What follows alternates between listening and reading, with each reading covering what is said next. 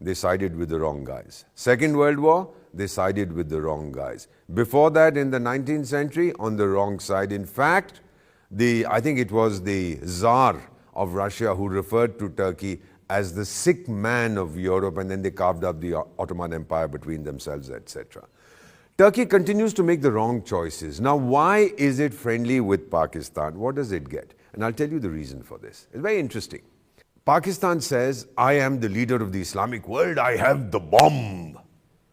Iran says, get lost. I have a much stronger army, I'm the leader. Saudi Arabia said, both you guys go fly a kite because I have the 2 mosques. I'm the leader of Islam. And Turkey says, hey, wait a minute, I'm the Ottoman. I am the leader of Islam. So these 4 chaps are fighting amongst themselves. Now, Pakistan, there used to be a cricket player, I think his name was Mr. I.K. Niazi. You knew him as Imran Khan. Initially, Pakistan, in its quest for identity, said, we are Arabs. The Arabs said, if you are Arabs, then we would be Europeans. Then they said, sorry, we are Central Asians. So the Central Asians said, if you are Central Asians, then we are Chinese. That didn't work. So finally, this Shri Niazi said, no, we are Turks. The Turks were very happy. They said, yep, sure, come and polish our boots, come and clean our streets. Pakistanis rushed there because they didn't need visas. The Turks treat them with contempt. But they flatter these guys because Pakistanis go to Turkey to do what no Turk will do. Amazing, isn't it? You have slaves who willingly say that they are slaves. So this is the situation in Turkey at the moment. Why is it trying to side with Pakistan? Let me also tell you what happened in 2019. You've probably heard of a chap called Abu Bakr al-Baghdadi. He was the leader of the Islamic State. He was troubling the Americans a lot. Finally, he fled to Syria and he was hiding in a cave. The Kurds, the Kurdish people whom the Turks don't like, and the Kurds have been fighting for independence from Turkey for centuries, they were helping the Americans. They said, look, this Abu Bakr al-Baghdadi character is hiding in a cave, go blow him up. So the Americans went in.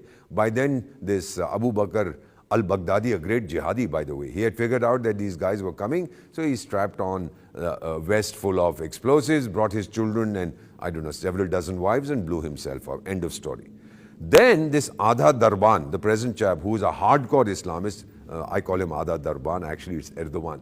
He said, now the Americans are leaving, they've achieved their purpose, so let's now thrash the Kurds because they're a thorn in my flesh. The Kurds went and told the then president, I'm talking about 2019, who was also McDonald Trump, as I call him affectionately, President Donald Trump. They said, look, we supported you and this guy is beating us up.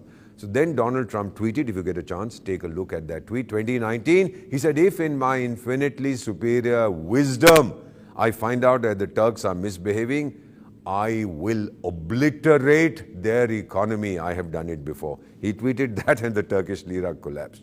Today we are in a situation where Erdogan or Adha Darban is very insecure because there was a Gulenist movement in Turkey. They said this Erdogan is a fake Muslim. He drinks and he eats all kinds of funny things which he shouldn't be doing. So the Gulenists actually almost carried out a coup against Erdogan, and he had to use his own military to put down the coup. And he arrested hundreds of thousands of perceived Gulenist supporters. Many were imprisoned, others were sacked, some ran away, etc. So while the country is right the moment siding with Pakistan, appears to be siding with Pakistan because the Pakistanis say, look, we are your faithful, humble, loyal, free servants. We'll do what you want. The reality is that Turkey itself is internally very insecure. Its economy is collapsing. Its exports are nosediving. Its reputation is finished. People used to travel to Turkey for tourism. Even that now, after there have been a few terrorist attacks, that is also decreasing. So I don't know what's going to happen, but I think Erdogan is making a very serious mistake. Again, the curse of choice. He's siding with the wrong side in the present geopolitics of the Indo-Pacific, of the Asia-Pacific region, of the Indian Ocean region. They keep making these wrong choices. Of course, their dramas, the Turkish plays on their television are very, very popular. And of course, let me just tell you something. Figure it out. A lot of the scripts of their plays are based on films made by our Mumbai fellows, what we call Bollywood. Our Bollywood films are insanely popular in Turkey. So, my assessment to conclude is, Turkey is making a mistake.